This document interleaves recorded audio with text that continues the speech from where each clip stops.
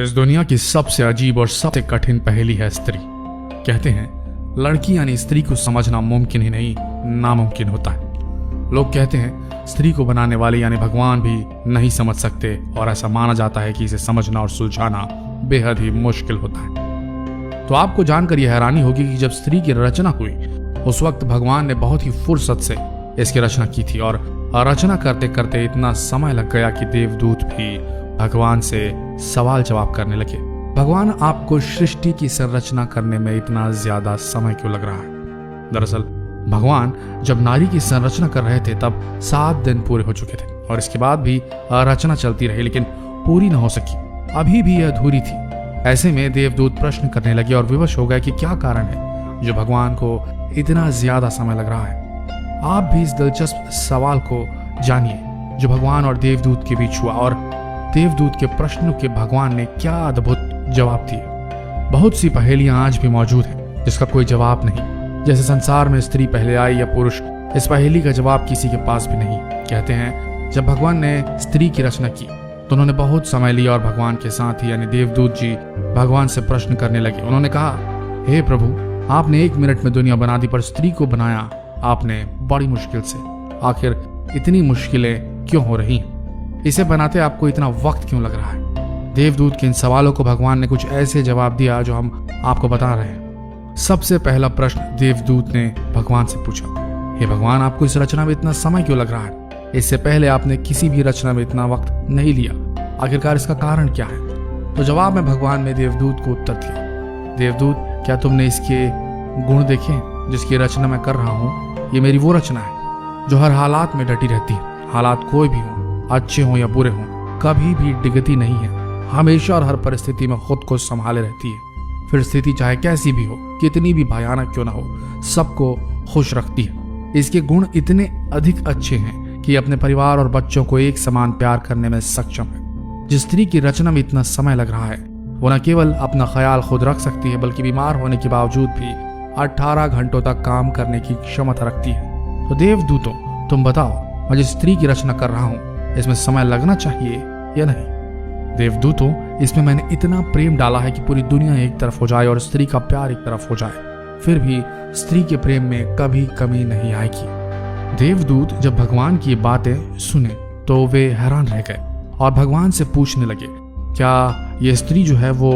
सिर्फ अपने 2 हाथों से इतना सारा काम कर सकती है? तो भगवान ने इसका जवाब दिया, देवदूत, इसी कारण तो ये मेरी सबसे अद्भुत और सबसे आश्चर्यमयी रचना कहलाएगी। ये सब सुनने के बाद देवदूत ने पास जाकर भगवान के द्वारा बनाई गई अधूरी रचना को जब हाथों से छुआ और उन्होंने उनके गाल पर हाथ लगाया तो प्रभु से बोले, हे प्रभु, ये तो बहुत नाजुक है, ये कैसे इतना सब कुछ कर पाएगी? तो भगवान हंसते हुए कहते हैं, हाँ, तुम सही कह रहे हो देवदूत, ये बाहर से जितनी नाजुक समझ आ रही है उतनी है नहीं। शरीर और स्वभाव नाजुक जरूर है पर अंदर से उतनी ही मजबूत भी है। देवदूत, आपको जिस प्रकार से आश्चर्य हो रहा है उसी प्रकार से सभी को होगा, लेकिन इस रचना में यही गुण है, जितनी ज्यादा नाजुक है उससे नाजुक कोई और रचना होगी भी नहीं और ये उतनी ही ज्यादा मजबूत है नाजुक होने के साथ, लेकिन अवसर आने पर जब जैसा होगा उसी में ढल जाएगी। अर्थात ये कोमल है, लेकिन देवदूत इसको कमजोर समझने की गलती बिल्कुल मत करना। ये जितनी कोमल दिखती है उतनी कमजोर है नहीं, ये बहुत मजबूत रचना है।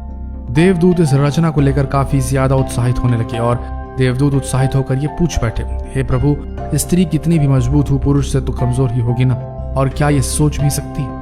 तो भगवान हंसते हुए कहते हैं कि पुरुष से मजबूत और पुरुष से आगे भी है, क्योंकि इनकी सोचने की क्षमता के आगे पुरुष हार जाता है। साथ ही प्रभु ने जवाब दिया, ये न केवल सोच सकती है बल्कि सभी समस्याओं का बहुत ही अच्छे से मुकाबला करने में सक्षम रहती है। इसके बाद देवदूत ने भगवान के साथ क्या किया, इसको जानकर आप वास्तव में आश्चर्य में पड़ जाएंगे और जो उन्होंने किया उसको जानकर भी आप भावुक होने पर मजबूर हो जाएंगे।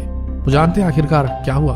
दरअसल हुआ ऐसा कि जब देवदूत ने भगवान के द्वारा बनाई गई स्त्री रूपी रचना के पास जाकर स्त्री के गालों को हाथ लगाया तब उन्होंने कुछ पानी जैसा प्रतीत हुआ। तो उन्होंने पूछा, हे भगवान, ये इस रचना के गालों पर पानी जैसा क्या प्रतीत हो रहा है? भगवान ने कहा, देवदूत, ये आंसू है। तब देवदूत ने बहुत ही हैरानी के साथ भगवान से पूछा, आंसू? पर वो किस लिए? इस सवाल के जवाब में भगवान ने कहा, जब कभी ये कमजोर पड़ने लगती है, जब भी इसे कुछ बुरा लगता है या सहन नहीं होता, तब ये अपनी सारी पीड़ा आंसुओं के साथ बहा देती है और इसके बाद फिर से मजबूत बन जाती है। अर्थात अपने दुखों को भुलाने का इसके पास ये सबसे बेहतर तरीका है। वहीं देवदूत कहते हैं कि ये तो फिर इसकी कमजोरी होगी। तब भगवान ने कहा, नहीं देवदूत, यही इसकी ताकत है। देवदूत ने ये सब सुनकर कहा, भगवान आप तो महान हैं। इस रचना को आपने सब कुछ सोच समझ कर बनाया है। इस रचना में तो सब कुछ मौजूद है। इसके बाद भगवान कहते हैं कि ये स्त्री रूपी रचना हमेशा अपने परिवार की हिम्मत बनेगी और हर परिस्थिति में निश्चल रहकर समझौता करेगी। इसके बाद जब देवदूत ने कहा, हे भगवान, इतने गुण होने के बाद तो अब आपकी रचना संपूर्ण हो गई होगी। तो भगवान ने इसका जवाब दिया, नहीं, अभी इसमें कमी है।